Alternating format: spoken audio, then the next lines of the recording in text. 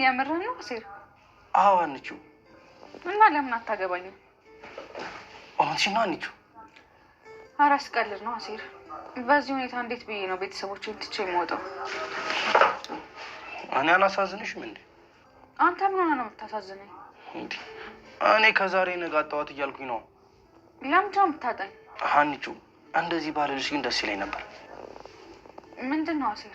እውነቱን ስነግርሽ ሀኒቹ ከአንቺ ላይ ያለኝ ህይወት ችጋራ ሙሉ ገንዘብ መስጠት ግዴታ ያለብኝ ይመስላል። ምን ድንብላል ነው ችጋራ የሚያልከው? አዎ ድንብላል ነው። አንተ ምን ያክል ጠገብኩ በኪድዬ? እኔ መታኝ? አዎ ከዚህ በላይ ይገባል። ማን እንደሚያዋጣ እናያለን። ወዴት እየሄድክ ነው? ቁም፣ መነጋገር አለብን። ከአንተ ጋር ምንም መነጋገር። ቆይ አንተ ልጅ ግን ድንብላል ያደረገችልን ነገር ረስተው ነው? ጆሮ በማያገባ ነገር አትይው። እንዴት ነው የማያገባኝ? ይቺ ልጅ እንደዛ ተጨንቃ ስጠይቅ ለምንድን ነው የምትጨክንባት? መብቴ ነው አልኩህ እኮ። ቆይ ይሄን ያህል የምትኩራራው ገንዘቡን ሰርታ ያመጣው መሰለህ? እማዬ ልቀቂ። ምንድን ነው? ለምንድን ነው የሚመታው? እየሰራሁበትን ገንዘብ አልሰጠህም። ገንዘቡን ስጠው። በቃ ልቀቂኝ፣ እሰጥሻለሁ። አንተ ማትረባ ስጠው። ስጠው። የኔ ልጅ አንተ፣ የኔ ልጅ ትሰማለህ? የኔ ልጅ እዚህ አንገቱን ደፍቶ የሚሰራው ብዙ የሚለፋላቸው ነፍስ ስላሉት ነው። እሺ እንጂ ከአንዳንድ አይነት አህያ ጋር ለመላፋት አይደለም። ቆይ እናንተ ትሰራለህ። የማይረባ እማዬ በቃ እኔ ተቀመጭ። ደህና ነኝ የኔ ልጅ። አንቺም ልትለምኝኝ ነው እንዴ? ምን ችግር አለው? አዎ አባቴ ድረሱልኝ። ቆይ ግን አንቺ ልጅ አስተዋይ አልነበርሽ እንዴ?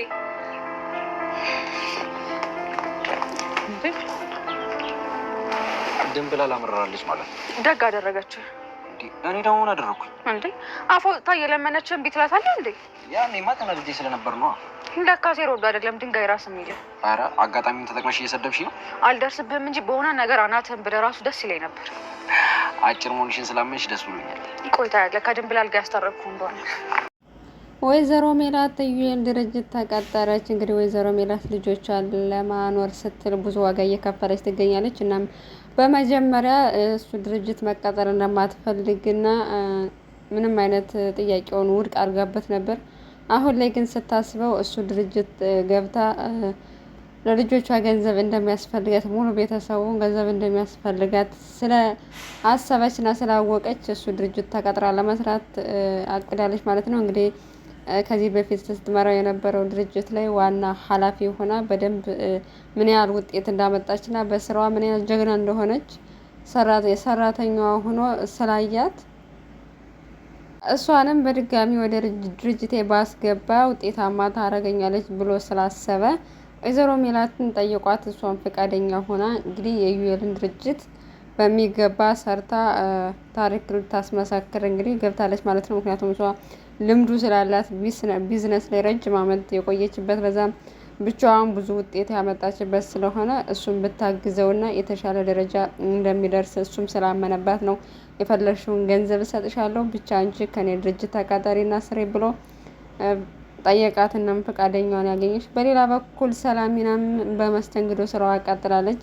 እንግዲህ ይህን ስራ በደንብ መስራት አለብሽ፣ ከዚህ ስራ ከወጣሽ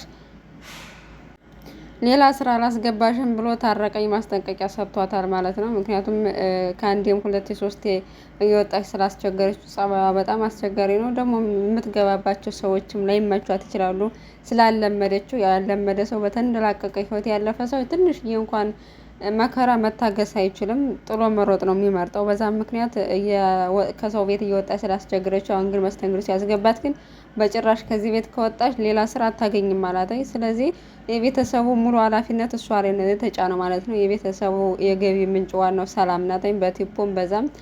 ስለዚህ ለቤተሰቦች አስፈልጋቸዋለሁ ብላ ስላሰበች እንግዲህ ያነ ባለፈው በጣም ቆንጅዬ ነሽ ምናምን ብሎ አደናንቆ ገንዘብ የሰጣት ልጅ እሷም ደስ ብሏት ነበር። እንደማንኛውም ሰው ቲፕ ነው የሰጠኝ ብላ አሰባ ነበር። እሱ ግን በጣም ባለጌ ነው፣ ሌላ ነገር ስላሰበ ገንዘቡን ወርውራ ጥላለትና በዛ ምክንያት የወንድሟ ልደት ራሱ ማክበር አልቻለችም ነበር።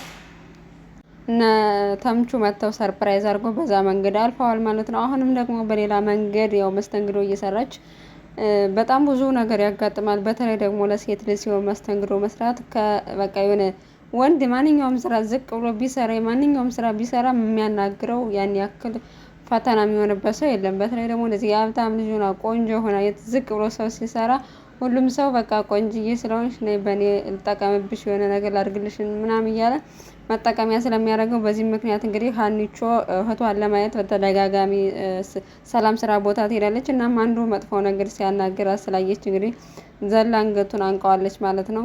እናም ሰላሚና ያው መታገስ አለብኝ፣ ለቤተሰቦች በጣም አስፈልጋቸዋለሁ፣ የእነሱን ወጪ መሸፈን አለብኝ፣ እኔ ስራ ካቆምኩ እነሱ ምን ይወጣቸዋል ብላ ስላሰበች ያው እየቻለች ነበር። ሀና ግን እህቷ በዚህ መልኩ ሰው እንደፈለገ ሲጫወትባት፣ ሲያንጓጥጣት፣ ሲሰድባት ማየት አልቻለችም። በዚህ ምክንያቱ እንግዲህ አንገቱን ያነቀችው ምናሴም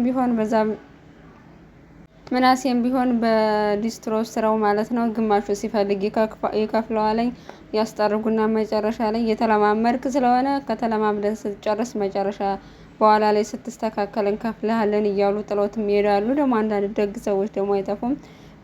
ከጠረገላቸው ከሚገባው ገንዘብ በላይ ደግሞ ሰጥተውትም የሚሄዱ አሉ። ብቻ ሁለታቸውም ስራ ከህዝብ ጋር ከብዙ ሰው ጋር ስለሚያገናኝ ሰው ደግሞ እያንዳንዱ የተናደደበትን በግል ላይፉም ቢሆን የተናደደበትን እየደነሱ ላይ ነው የሚወጣው።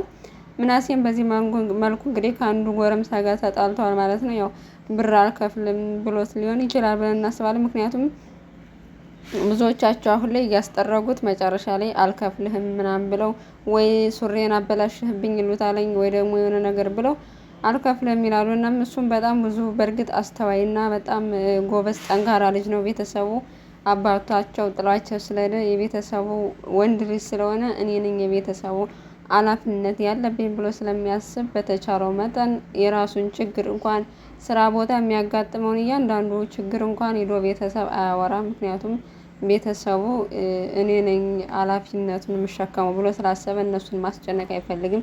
ነገር ግን ጥሩም መጥፎም ነገሮችን በየቀኑ እያሳለፈ እየሰራ ይገኛል ጠንክሮ ማለት ነው።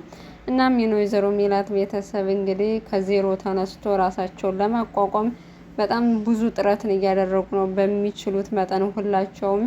ሀናም እስካሁን ስራ አላገኘችም፣ ወዲና ወዲህ እያለች ነው ያለችው። ግን በተማረችበት ትምህርት ተቀጥራ ትሰራለች ብለን ተስፋ እናደርጋለን። ያው በፊት አባባ ኖላዊ ጋር ነበር ያለች ስራ የምትሰራው የነበረ። ምክንያቱም አባባ ኖላዊን ለማሳከም ረጅም አመት ታመው ስለነበረ የዋጋ ከፍላለች። አሁን ግን አንድ የአባባ ኖላዊ ቤት ሲከፋተኝ ትሄዳለች እዛ።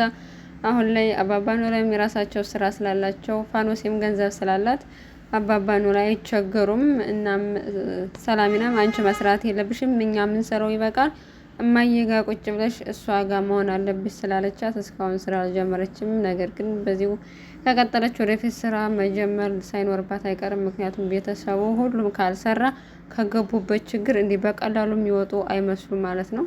እናም የፍርድ ቤቱ ጉዳይም እስካሁን በቀጠሮ እንደተሰጠ ነው። እንግዲህ ያሲር በተቻለው መጠን ወይዘሮ ሜላትን ለመርዳት እያሰበ ነበር። ወይዘሮ ሜላት ግን ሁሉ ነገር ማንም እንዲረዳኝ አልፈልግም፣ ነገሮቹ ራሱ ይስተካከላል፣ ካልተስተካከለም ደግሞ ማንንም ተስፋ አላረግም፣ የሆነ ፍርድ ቤት ከዚህ በኋላ ይፈረድልኛል፣ ትክክለኛ ውሳኔ ለእኔ ይፈረድልኛል ብዬ ለልጆችም ድጋሚ ተስፋ አልሰጣቸውም ብላ ስላሰበች ያው ጆሮም በተቻለው መጠን እነሱን ለመርዳት ምክንያቱም ሀና እንድታዝንበት ስለማይፈልግ ያው የሀና ጭንቀት እሱም ሀና ስትጨነቅ ይጨነቃል፣ ስትደሰት ደግሞ ይደሰታል። በዚህም ምክንያት ሀና ደግሞ ቤተሰቦቿ ነው የቤተሰቦቿ ጉዳይ ካልተስተካከለ እሷ መጨነቋን አታቆምም። ስለዚህ የእሷ ጭንቀት በጣም ስለሚያሳስበው የቤተሰቦቿን ችግር ለመፍታት እየጣረ ነበር። ግን ወይዘሮ ሜላት ምንም አይነት እንዲረዳት እንኳን መንገዱን አትከፍትም።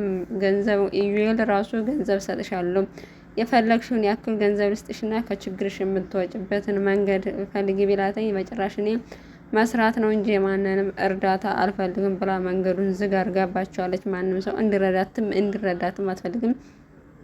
በዚህ ምክንያት ጠበቃውም እንግዲህ ምንም አይነት መፍትሄ አላመጣም። ምክንያቱም እሷ እንዲረዳት ካረዳቸው በምን መልኩ ገብቶ የእሷን ጉዳይ የእሷን ኬዝ እየተከታተለ በሚገባ መፍትሄ ሊሰጠት አልቻለም። እንግዲህ አቶ መስፍንም እዛው አሜሪካ ገብቶ ቀሯል። እንግዲህ ከአሜሪካ የሄደው እንደሚታወቀው ሁላችሁም እንደምታውቁት ቤተሰቤን እረዳለሁ ጎዳና ላይ ከሚወጡብኝ ባንስ እዚህ ድርጅቱ መጨረሻ ተስፋ አስቆራጭና የመጨረሻው ደረጃ ላይ ስለደረሰ እዛ ሂጄ ገንዘብ እየላኩ ቤተሰቦችን አስተዳድራለሁ ነበር ያለው። ነገር ግን ምዕራፍ 2 ከጀመረ ጀምሮ ድምፁ ተሰምቶ አይታወቅም ማለት ነው። ምንም አይነት ገንዘብም እየላከላቸው አይገኝም። ሙሉ እናታቸውን ይዘው ልጆቻቸው ብቻቸውን ህይወትን ለማሸነፍ ነው እየተጣጣሩ ያለውና በጣም ብዙ ጥሩ አስተማሪ ነው። የሰው ልጅ በጣም አግኝቶ መኩራት እንደሌለበት ደግሞም አቶም ደግሞ ማዘን እንደሌለበት የሚያስተምር ድንቅ ድራማ ነው። ያገኘም ያጣል፣ ያጣም ደግሞ እንደገና አግኝቶ ህይወቱ የተሻለ ሊሆን ይችላል። በሁለቱም አለመገረም ነው ትልቁ ነገር። ሲያጡም በጣም አለማዘን፣ ደግሞ ሲያገኙ ደግሞ በጣም አለመጥገብ። ዞሮ ዞሮ ሁለቱም አስፈላጊ ነው ብለን እናምናለን።